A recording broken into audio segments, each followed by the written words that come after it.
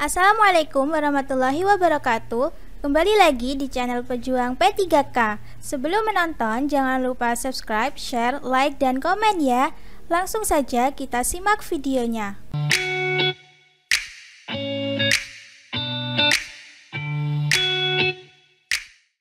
1. Apa manfaat dari bimbingan teknis dalam pengendalian kebakaran hutan dan lahan? A. Mengurangi partisipasi petugas pemadam kebakaran. B. Meningkatkan bahaya kebakaran. C. Meningkatkan efektivitas dan keselamatan dalam melaksanakan pemadaman. D. Tidak memberikan manfaat apapun. E. Memulai upaya pemadaman besar-besaran. Jawabannya adalah C. Meningkatkan efektivitas dan keselamatan dalam melaksanakan pemadaman. Pembahasan. Manfaat utama dari bimbingan teknis adalah meningkatkan efektivitas dan keselamatan petugas pemadam kebakaran dalam melaksanakan pemadaman kebakaran hutan dan lahan. 2. Apa yang dapat menjadi sumber bimbingan teknis dalam kegiatan pengendalian kebakaran hutan dan lahan? A. Petugas pemadam kebakaran yang tidak berpengalaman. B. Spekulasi dari masyarakat umum. C. Panduan dan ahli pemadam kebakaran yang berpengalaman. D. Menghindari sumber informasi apapun. E. Meninggalkan bimbingan teknis. Jawabannya adalah C. Panduan dan ahli pemadam kebakaran yang berpengalaman. Pembahasan. Sumber bimbingan teknis dalam kegiatan pengendalian kebakaran hutan dan lahan biasanya adalah panduan yang disusun oleh ahli pemadam kebakaran yang berpengalaman dan organisasi yang memiliki keahlian dalam bidang tersebut. 3. Apa yang harus menjadi fokus utama dalam bimbingan teknis kegiatan pengendalian kebakaran hutan dan lahan? A. Meningkatkan risiko kebakaran. B. Meningkatkan bahaya kebakaran. C. Meningkatkan biaya pemadaman. D. Keselamatan petugas pemadam kebakaran dan efektivitas pemadaman. E. Mengabaikan petugas pemadam kebakaran. Jawabannya adalah D. Keselamatan petugas pemadam kebakaran dan efektivitas pemadaman. Pembahasan. Fokus utama dalam bimbingan teknis kegiatan pengendalian kebakaran hutan dan lahan adalah keselamatan petugas pemadam kebakaran dan efektivitas dalam melakukan pemadaman. 4. Apa yang bisa dilakukan dalam bimbingan teknis untuk meningkatkan pemahaman petugas pemadam kebakaran tentang bahaya kebakaran hutan dan lahan? A. Tidak memberikan penjelasan yang jelas. B. Menggunakan bahasa teknis yang sulit dimengerti. C. Memberikan materi pelatihan yang mendalam dan pemahaman yang jelas. D. Menghindari memberikan informasi. E. Tidak menyertakan penjelasan bahaya kebakaran. Jawabannya adalah C. Memberikan materi pelatihan yang mendalam dan pemahaman yang jelas. Pembahasan. Dalam bimbingan teknis, penting untuk memberikan materi pelatihan yang mendalam dan pemahaman yang jelas kepada petugas pemadam kebakaran tentang bahaya kebakaran hutan dan lahan. 5. Yang bisa menjadi dampak dari ketiadaan bimbingan teknis dalam pengendalian kebakaran hutan dan lahan adalah A. Meningkatkan kesadaran petugas pemadam kebakaran. B. Meningkatkan efektivitas pemadaman. C. Meningkatkan partisipasi masyarakat. D. Meningkatkan risiko dan kesalahan dalam pemadaman. E. Tidak ada dampak yang signifikan. Jawabannya adalah D. D. Meningkatkan risiko dan kesalahan dalam pemadaman. Pembahasan. Ketika tidak ada bimbingan teknis yang memadai, risiko dan kesalahan dalam pemadaman kebakaran hutan dan lahan dapat meningkat, mengancam keselamatan petugas pemadam kebakaran dan efektivitas pemadaman. 6. Apa yang dapat dilakukan oleh petugas pemadam kebakaran setelah menerima bimbingan teknis untuk menjaga keberlanjutan pengetahuan dan keterampilan mereka? A. Meninggalkan tugas pemadam kebakaran. B. Tidak melakukan tindakan pemadaman. C. Melupakan semua yang dipelajari dalam bimbingan teknis. D. Melakukan latihan dan pembekalan reguler. E. Tidak ada yang dapat dilakukan. Jawabannya adalah D. Melakukan latihan dan pembekalan reguler. Pembahasan. Setelah menerima bimbingan teknis, petugas pemadam kebakaran seharusnya melanjutkan untuk melakukan latihan dan pembekalan reguler guna menjaga keberlanjutan pengetahuan dan keterampilan mereka dalam pengendalian kebakaran hutan dan lahan. 7. Yang dimaksud dengan pengembangan inovasi dalam pengendalian kebakaran hutan dan lahan adalah A. Membuang semua upaya pengendalian.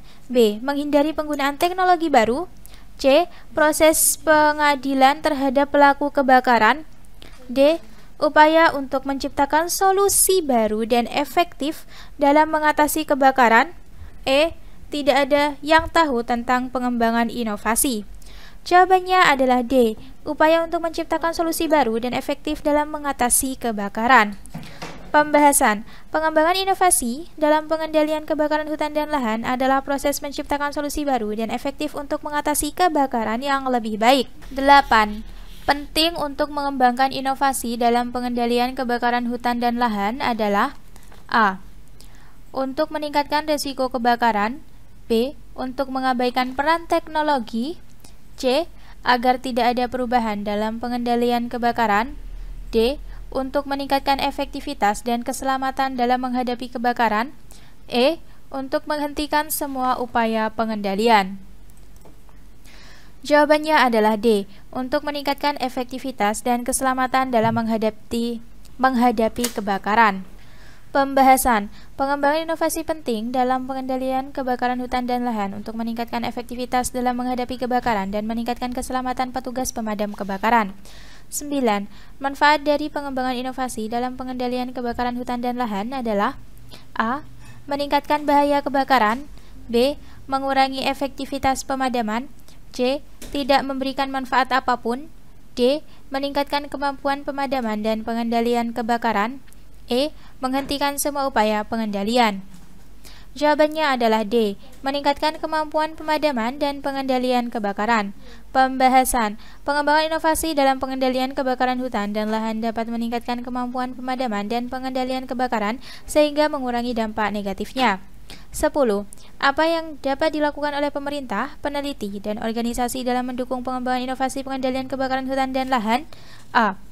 Tidak memberikan dukungan, B. Menghambat inisiatif inovasi, C. Mendukung penelitian, investasi dalam teknologi, dan kolaborasi dengan ahli, D. Meningkatkan peraturan yang membatasi inovasi, E. Menghindari peran dalam mendukung inovasi. Jawabannya adalah C. Mendukung penelitian, investasi dalam teknologi, dan kolaborasi dengan ahli. Pembahasan.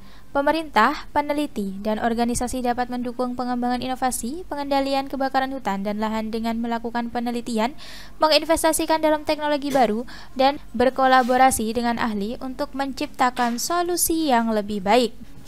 11. Apa yang dapat menjadi dampak negatif dari ketidakmampuan pengembangan inovasi dalam pengendalian kebakaran hutan dan lahan? A. Meningkatkan efektivitas pemadaman, B. Mengurangi risiko kebakaran, C. Menyelamatkan hutan dan lahan secara alami, D. Meningkatkan kerusakan dan risiko kebakaran yang lebih besar, E. Tidak ada dampak negatif. Jawabannya adalah D. Meningkatkan kerusakan dan risiko kebakaran yang lebih besar. Pembahasan. Ketidakmampuan mengembangkan inovasi dalam pengendalian kebakaran hutan dan lahan dapat meningkatkan kerusakan dan risiko kebakaran yang lebih besar karena metode yang sudah ada mungkin tidak cukup efektif. 12. Apa yang bisa dilakukan oleh industri dan perusahaan untuk mendukung pengembangan inovasi pengendalian kebakaran hutan dan lahan? A. Tidak memberikan dukungan finansial, B. Mengabaikan tanggung jawab sosial perusahaan, C. Berinvestasi dalam penelitian dan pengembangan teknologi baru, D. Tidak terlibat dalam upaya lingkungan, E. Menghambat upaya pengendalian kebakaran. Jawabannya adalah C. Berinvestasi dalam penelitian dan pengembangan teknologi baru.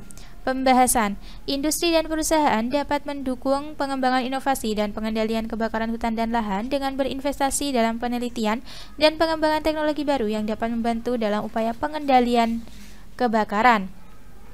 13. Siapa yang bertanggung jawab untuk menegakkan undang-undang pengendalian kebakaran hutan dan lahan? A. Hanya masyarakat umum, B. Hanya pemerintah daerah, C. Organisasi lingkungan, D. Pemerintah pusat dan pemerintah daerah, E. Tidak ada yang bertanggung jawab. Jawabannya adalah D. Pemerintah pusat dan pemerintah daerah. Pembahasan.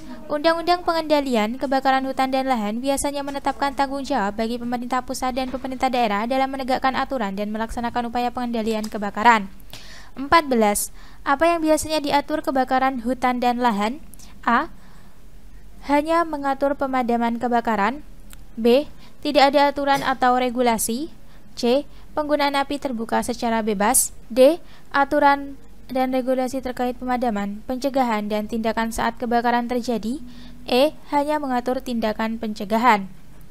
Jawabannya adalah D. Aturan dan regulasi terkait pemadaman, pencegahan, dan tindakan saat kebakaran terjadi. Pembahasan. Undang-Undang Pengendalian Kebakaran Hutan dan Lahan biasanya mencakup aturan dan regulasi yang meliputi pemadaman, pencegahan, dan tindakan yang harus diambil saat terjadi kebakaran. 15. Apa yang dapat menjadi manfaat dari Undang-Undang Pengendalian Kebakaran Hutan dan Lahan?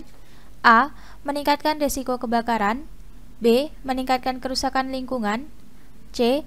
Meningkatkan kepatuhan terhadap aturan. D. Meningkatkan partisipasi masyarakat. E. Tidak ada manfaat yang diharapkan. Jawabannya adalah C. Meningkatkan kepatuhan terhadap aturan. Pembahasan. Undang-Undang Pengendalian Kebakaran Hutan dan Lahan diharapkan dapat meningkatkan kepatuhan terhadap aturan dan peraturan yang mengatur pengendalian dan pencegahan kebakaran. Terima kasih sudah menonton video ini. Jangan lupa like, comment, share, dan subscribe channel ini. Sampai jumpa di video selanjutnya. Semangat berjuang P3K!